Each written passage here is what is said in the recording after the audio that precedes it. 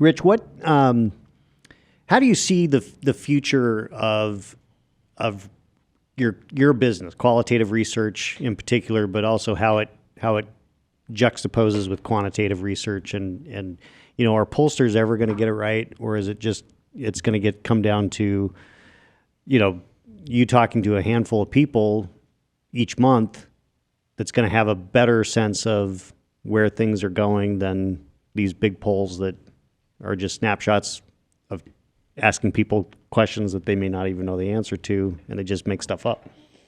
Yeah. Sean, it's a great question. The first thing I would say is I think the quantitative people, the pollsters, they get a lot of crap, I think, unnecessarily. And what I mean by that is that when you have a very, very close election and the margins are really tight, it's very hard to call that exactly right. I mean, it is, right? You're not calling every person in America.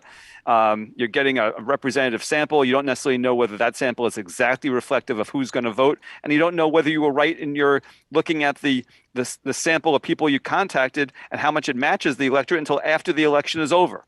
So it's very, very hard to get that right. So you could be off by 3 percentage points, which is a tiny mistake, quote unquote mistake, but clearly that could determine whether X won or Y won the election. Right. So you got to be very careful, I think, in being hyper attentive to how wrong the polls are. They're generally very, very good, but being very good but not perfect, it could be meaning that you picked the wrong person who won the election, and that's where it becomes ugly. To me, the more interesting part of this is the qualitative side. So the quantitative people ask how many, and I ask why. Why do you think that? What do you know about this? And I think the most valuable way you get an accurate snapshot of political opinion is by marrying qual and quant.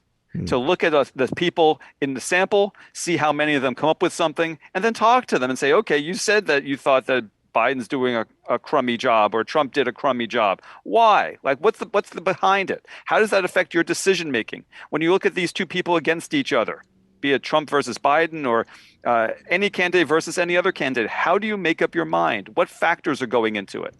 And I think that understanding the nuance, which is what I try to do, it gives a lot of color to what otherwise becomes guessing. I cannot begin to tell you how many times I've shown clients and other audiences polling data, and they say, oh, it came 63% believe this. That's because of such and such. They impose their own view of why that 63% came up with that opinion, as opposed to asking those people, right, why do you have that opinion? Right. So I think so much of it is not the fault of the pollsters, although I can understand the concerns about precision. I get that there are valid criticisms out there. But I think so much of it is the problem of the people looking at the data and trying to derive, I should say, too many things from that data. There's only so much you can learn by looking at a top line or a crosstab. And it'll tell you information about where there's more energy behind a certain point of view or less of a passion there.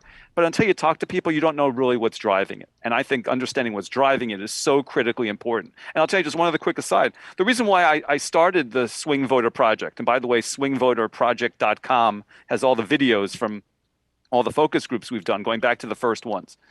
The reason why I started this was I was frustrated after the 2016 election that so many people were shocked by the outcome of the election. Mm-hmm. You could understand why people were ecstatic or they were despondent. I get that. And my feeling, though, is that going into 2020, no one should be shocked by the outcome. It should be within the realm of the possible to know, based upon these swing voters, which way the electorate was going. And what I discovered in the run-up to the election was roughly 3/4 of the Obama to Trump voters were sticking with Trump, and about 1/4 were bailing on him. And for me, the question was, if 1/4 bail on Trump, can he still win the election? And the answer turned out to be no. It was very, very close, as you know, in your state and some others.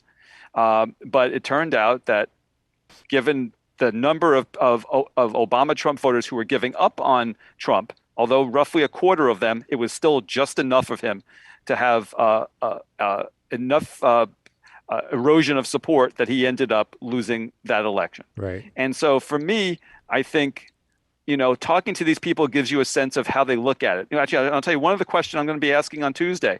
I haven't asked before. I got and I should have been asking this, and I didn't, which was I mentioned before, 44 out of 48 of these folks would take Biden over Trump.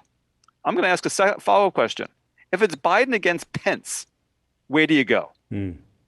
Is it all about opposing Trump, or is it about opposing Republicans generally? And I'm curious to see where there is a drop-off there and why there's a drop-off, because I'm curious to see whether whether the luckiest thing that could happen to Biden if he runs for re-election is if he gets to run against Trump again.